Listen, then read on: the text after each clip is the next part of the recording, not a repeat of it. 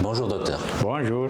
Alors vous êtes médecin-chef, Oui. Vous êtes inspecteur de la santé à Diego Suarez, Vous connaissez très bien Jardin du Monde et à ce titre j'ai quelques questions à vous poser.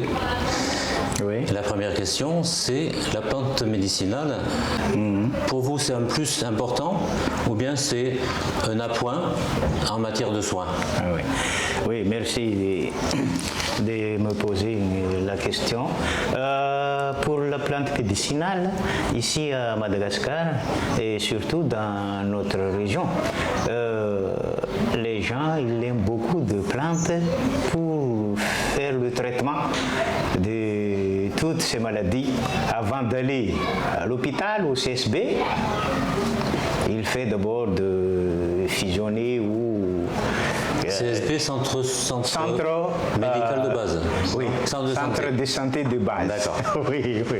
Et avant d'aller au CSB, il a déjà fait de collecter des plantes pour faire de l'herbe guérir. Oui.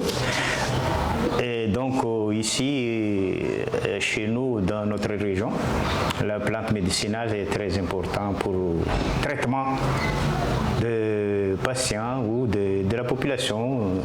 D'accord. Et si une de vos consoeurs ou un de vos confrères médecins vous disait, bon moi j'ai des médicaments, je sais les utiliser, ça marche plutôt pas mal, j'ai l'habitude, moi les plantes médicinales c'est pas mon truc, qu'est-ce que vous pouvez lui dire? Le caractère des gens au niveau de centre-ville comme Diegouin n'est pas le même comme dans le commune rurale. Parce que dans la commune rurale, ils ne préfèrent pas d'aller directement à l'hôpital ou au centre de santé de base. C'est parfois très loin, je crois, hein, aussi. Oui, voilà. Ici de 10 km et 7 km. Voilà. Alors pour une petite toux, c'est pas très facile en fait hein, de faire 20 km. Alors qu'on a une plante à côté qui peut soigner. Ah oui, c'est ça. Il veut de prendre les plantes pour le traiter. Après, donc, s'il n'a pas de guérison, s'il n'a pas d'évolution favorable, là, donc, il va passer au centre de santé. Voilà, d'accord. Et d'une façon un petit peu plus globale, est-ce que à Madagascar, on a quand même les plantes médicinales qui sont enseignées, par exemple à la faculté pour les médecins. Est-ce que dans certains services hospitaliers, on les utilise? Je veux dire, sur le plan institutionnel un peu officiel, est-ce que c'est rentré quand même dans les mœurs ou il y a quand même un gros travail à faire? Ici, même en grande ville, ici, même en pharmacie, il y a des plantes traditionnelles qui vont acheter aux officines. D'accord. Oui. Et donc, même à la faculté, donc, les étudiants étudient certaines plantes. D'accord. Oui. Ils ont des cours, même pour les formations de généralistes, ils ont des cours de plantes un peu spécialisés ou bien ils vont par exemple chercher chez Jardin du Monde des formations un peu à côté de leur formation de base? Non, ils n'ont pas de cours spécialisés. Ils vont chercher au Jardin du Monde parce que le Jardin du Monde, il y a beaucoup de... oui, plus que... D'accord. Il faut dire que Jardin du Monde, ça fait 30 ans qu'il fonctionne. Hein. Oui. Oui. Apparemment, ils en connaissent un rayon sur la question. Oui, voilà. Parce que le Jardin du Monde, il y a plus de 30 ans de fonctionnement, oui. Oui, mais ça veut dire que, est-ce que vous avez des perspectives quand même d'évolution par rapport à ça?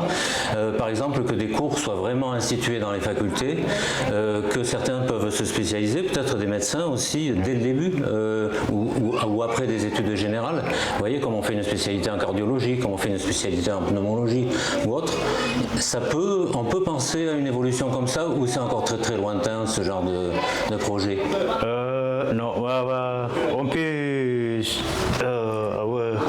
on peut passer cette évolution parce que maintenant, très évolué au niveau de la ville des gens qui vendent des médicaments traditionnels d'origine plante. Donc, pour moi, ça évolue. Même le ministère donne des autorisations beaucoup de gens qui font des médicaments à base de plantes. Là, donc, Donc il y a une dynamique depuis quelque temps qui s'instaure, puis en espérant que tout ça, ça va se développer. Mais apparemment, c'est bien parti, il y a un mouvement là. Il y a un mouvement positif qui se fait. C'est ça. Est-ce qu'il y a des difficultés quand même encore, des réticences par rapport à cette approche? Oui, pour surtout le médecin, et pour quelques-uns, il y a des réticences. Un peu comme toujours, il y en a qui s'accrochent bien à leur statut et c'est difficile de lâcher pour passer à autre chose. Vous pensez quand même que la plupart du temps c'est complémentaire les deux approches? C'est ça. C'est ça, c'est un peu l'objectif en fait, c'est ça? C'est ça, oui. C'est complémentaire. Et vous, en tant que médecin, vous avez cette pratique aussi dans votre patientèle, on dit patientèle chez moi pour la clientèle des médecins. Est-ce que vous avez cette pratique de plantes médicinales aussi? Ah oui. Moi, je vais l'aider parce que s'il y a des patients, je les conseille de prendre ça et ça pour compléter le traitement que je lui donnais. Voilà, d'accord. Ça veut dire que les deux approches, c'est pas l'une contre l'autre, mais c'est des approches qui sont complémentaires le mieux possible en tout cas, c'est ça? Oui, c'est ça. Est-ce que vous avez un symptôme ou une patiente ou un patient qu'on peut avoir comme exemple là, que vous puissiez donner, où vous avez utilisé ces deux approches en même temps? Oui. Par exemple, s'il y a deux maladies comme les maladies du foie, je lui conseille de prendre des romarins. Mais j'écris aussi les silimarins là. Il ne faut pas oublier le classique non plus. Quoique le classique, on ne sait plus qu'est-ce que c'est finalement. Si c'est la tradition et puis qui se perpétue avec les plantes, ou si c'est le conventionnel, voilà. Oui, c'est ça. Et la mentalité de Malagasy aussi, il veut aussi les plantes par rapport les médecines conventionnelles. Il aime beaucoup les médicaments d'origine plante. Oui. Il y a quelque chose de l'ordre de l'identité là aussi. Il se retrouve dans une identité avec une façon de soigner qui était la leur depuis des siècles et des siècles, non? Peut-être avec les plantes. Donc il retrouve peut-être ce lien là. Oui, c'est ça. Voilà. Donc ça vous aide dans ce mouvement quand même, d'évolution. Oui. D'accord. Pour une dernière question, si vous voulez bien. Nous avons en France des gens qui souhaitent faire des dons.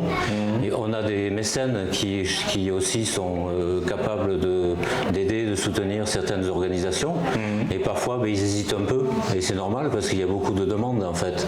Et puis les organisations, qu'elles soient humanitaires ou pas, c'est pas toujours forcément très fiable. Qu'est-ce qu'on peut dire pour Jardin du Monde, tel que vous connaissez donc le travail qu'ils font? Qu'est-ce qu'on peut dire à ces gens-là qui sont prêts à participer à l'aventure en fait, Jardin du Monde? Qu'est-ce qu'on peut leur dire pour conforter un petit peu cette idée qui ça serait pas mal d'aider quoi, d'aider, de soutenir? Oui, je veux leur dire qu'ils n'hésitent pas d'aider le Jardin du Monde parce que Jardin du Monde ici à Dego, il fait beaucoup d'efforts pour que les gens aiment à protéger les plantes aussi, les plantes médicinales et de se traiter sur les plantes. Parce que maintenant, vous voyez aussi le prix des médicaments au niveau des officines.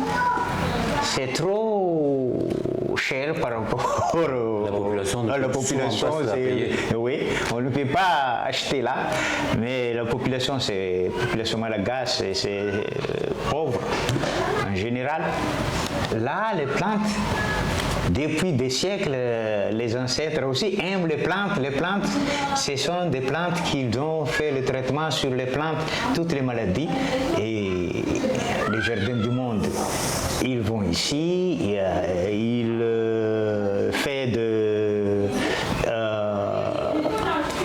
éduquer les gens pour qu'ils connaissent cette plante, à quoi sert cette plante, pour traiter quoi cette plante.